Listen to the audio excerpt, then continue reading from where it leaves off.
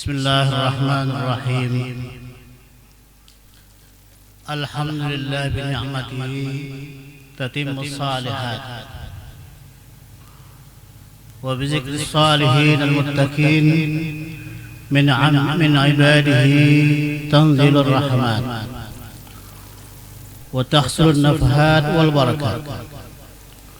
اللهم صل وسلم على قدوة القادة سيد السادات سيدنا محمد ابن عبد الله، خير مخلوق في الأرض والسماوات، وعلى آله وأصحابه والتابعين ومن تبعهم من أوليائه ذوي الفضائل والكرامات. وقال الله تعالى في القرآن العظيم: أعوذ بالله من الشيطان الرجيم، وأما بنعمة ربك فحدث. Dan terhadap nikmat Tuhanmu maka hendaklah kamu ceritakan. Wa qala Nabi sallallahu alaihi wasallam: uzkuru mahasina mautakum wa kuffu an masawihim. Ceritakanlah kebaikan-kebaikan mereka yang telah meninggal dan jangan ungkap keburukan mereka. Wa min rahmatillahi ta'ala annahu kassara as-salihina fi kulli zaman. Dan setengah daripada rahmat Allah Subhanahu wa taala bahwasanya Allah banyakkan orang-orang salih dari setiap zaman. Lianna wujudahum yadfa'ul bala wa yujlibur rahmah. Karena adanya mereka para ulama itu bisa menolak bala dan mendatangkan rahmat Allah Subhanahu wa taala. Wa qala Sufyan ibn Uyainah: inda zikru salihin tanzilur rahmah. Ketika dibacakan hikayat orang-orang saleh adalah menurunkan rahmat.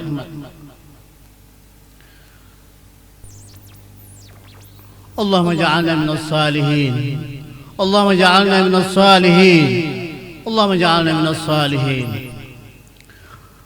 Fakaifa bi dzikri aslahis salihin sayyidina Muhammadin sallallahu alaihi wasallam. Maka terlebih lagi kita apabila menceritakan orang yang paling saleh, yaitu Sayyidina Muhammad.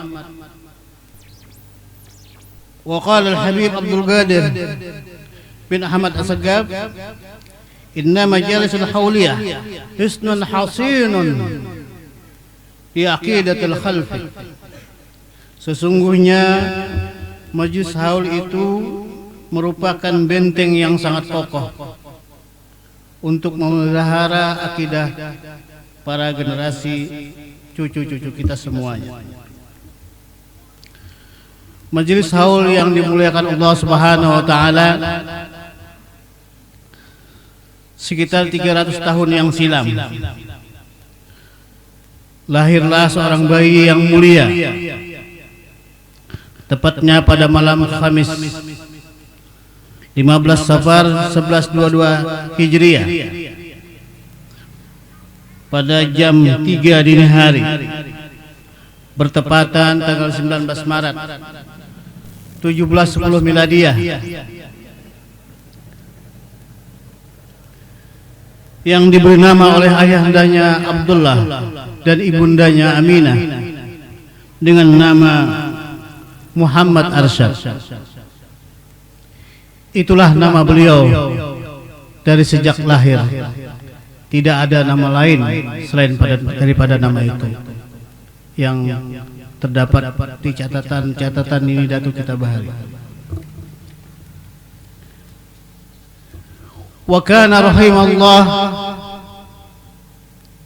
rajulan salihan wara'an aliman bi jamil funun amilan bi ulum muftiyan fi biladil Banjariyah. Tuan Syekh Muhammad Al-Asad rahimahullah seorang laki-laki yang saleh lagi wara dan alim dari segala pan-pan ilmu, mengamalkan dengan ilmunya dan memberikan fatwa-fatwa di daerah Banjar. Wa kana Syafi'iyan mudarrisan wa huwa minal ulama'il masyhurin fi aqtaril ardil jawiyah syarqan wa gharban wa i'tarafu bi ghazalati ilmi wa as'ati sadri. Dan dia adalah Jadina Syekh Muhammad Al-Asad adalah bermazhab Syafi'i. Beliau juga mengajar seperti kita, dan dia termasuk dari ulama-ulama yang masyhur di daerah tanah Jawi itu di Indonesia, baik Indonesia Timur maupun Indonesia Barat. Orang-orang mengakui terhadap Tuan Syekh Muhammad Al-Asad Al-Banjari dengan luas ilmu pengetahuannya, maka beliau diberi gelar Muhammad Al-Asad Al-Banjari. Arti Al-Banjari itu Bahrul Ilm, begitu luasnya ilmu beliau. Jadi dalam bahasa Kurdi, Al-Banjari itu luasnya ilmu. Qad intafa'a bihin nasu rafi'ahum wadiyahum kabiruhum saghiruhum fi ilmi wa harakati wa qad rahala ba'dun nasi li talabil ilmi min amakin ba'idah wa min salatil biladi. Banyak orang yang mengambil manfaat dari Tuan Syekh Muhammad Al-Asad Al-Banjari daripada ilmu beliau. Mereka yang bermartabat tinggi ataupun para pejabat, orang kaya atau miskin, untuk menuntut ilmu kepada mereka, kepada Jadina Syekh Muhammad Al-Asad Al-Banjari. Huwa tilmidul arifi billah Syekh Qutbul Akwan, lahu auladun katsirah dhukuran wa inasan yablughu adaduhum 27 wa hajja ila baitil haram la yanqusu minhu 20 marrah.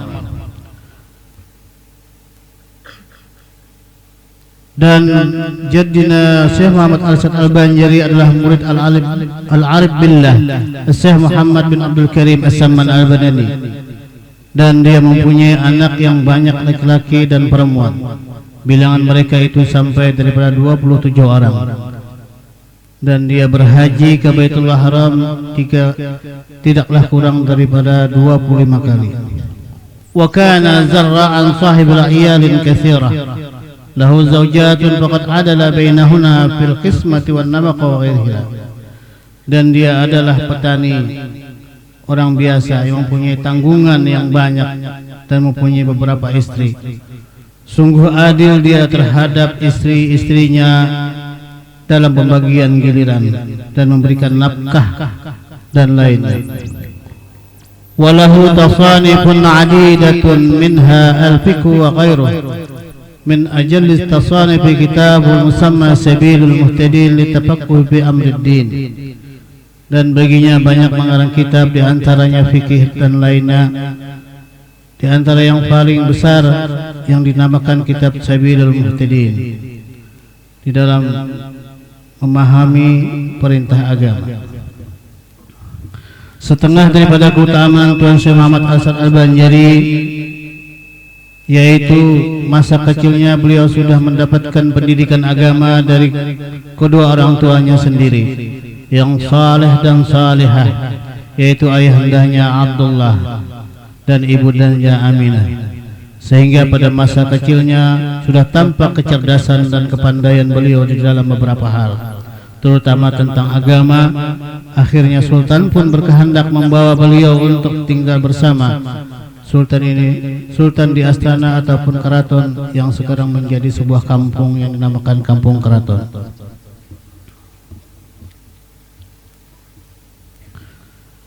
Sesudah dewasa Tuan Syekh Muhammad Al-Asad Al-Banjari, beliau sesudah dewasa dikawinkan oleh Sultan dengan seorang perempuan yang salehah yang taat kepada suami serta sabar di dalam melayani suami.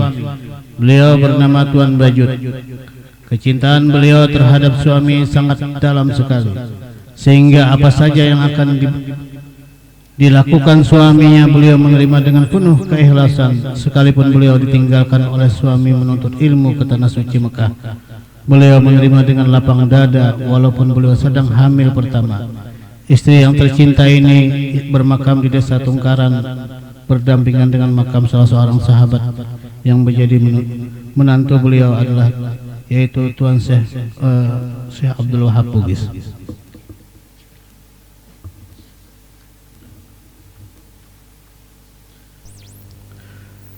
Sebagai penutup manaqib ini, penyusun mengambil berkah seorang waliullah dan juga salah satu dari cucu Tuan Syekh Muhammad Arsyad Al-Banjari, yaitu Tuan Syekh Muhammad Asad Khatib bin Pangeran Muhammad bin Pangeran Mufti Ahmad bin Arifullah Jiddina Syekh Muhammad Asad Al-Banjari, yang bunyinya demikian.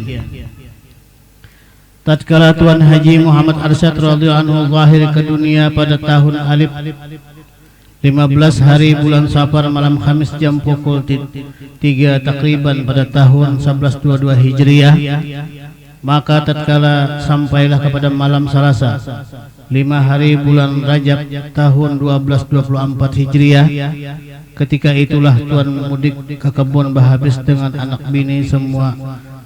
Kemudian tatkala sampai pada hari Isnin 24 Jumadil Akhirah, ketika itulah Sidin datang ke padang Pingaran. Ketika itulah kena penyakit kipas sebelah badannya yang kiri, dan berlanjutlah kipas itu pada tatkala sampai hari Isnin 4 bulan Jumadil Ula tahun 1226. Ketika itulah Tuan milir ke rumah Bahabis serta padahal masih kipas. Maka tatkala sampai malam Selasa 6 hari bulan Syawal di antara Maghrib dan Aisyah tahun 1227 Hijriah, ketika itulah pulang ke rahmatullah. Inna lillahi wa inna ilaihi raji'un. Allahumma ansurna bahatir ridwan alaihi wa amiddan Allah bil asrar allati awdata ladai. Maka dengan wasiat Tuan Syekh Muhammad Arsyad, kalau Sidin berpulang ke rahmatullah musim kemarau, maka hendaklah Sidin dimakamkan di Tungkaran Karangtengah. Kalau Sidin berpulang ke rahmatullah pada musim ba'ah dan dimakamkan di Kalampayan. Ternyata beliau berpulang ke rahmatullah musim kemarau, namun pada malam itu sangat dirundung oleh duka atas berpulangnya waliullah yang tercinta ke hadirat yang kuasa. Hujan pun tiba dengan lebatnya membawa rahmat. Akhirnya sungai pun digenangi air hujan yang berlimpah ruah, sehingga menghubungkan menuju ke desa Kalampayan. Akhirnya dimakamkan di Kalampayan. Itulah jaddina Syekh Muhammad bin Abdullah Al-Banjari. Allahumma hullahu ruhu bi mahalil abrar wa taqammadahu birrahmati ana al-laili wan nahar birahmatika ya rahim ya ghafar waj'alillahumma bi qabri adhiya wan nur wal fushata wasurul wal bahjata wal hubur innaka malikun ghafur wa sallallahu ala sayyidina Muhammadin wa ala alihi wa sahbihi walhamdulillahi rabbil alamin.